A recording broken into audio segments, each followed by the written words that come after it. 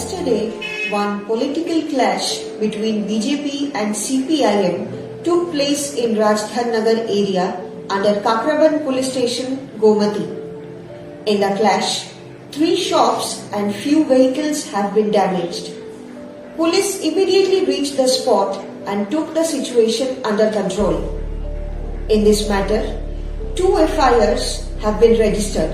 1 person has been arrested and 7 persons were detained for interrogation. Some reports have appeared in the media that in this incident, attack has taken place in the house of senior political functionaries and there is a communal angle in it.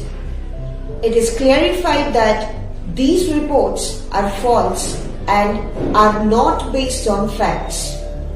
Necessary police deployment has been done. Situation is under control and sharp watch is being maintained. Jai Hind.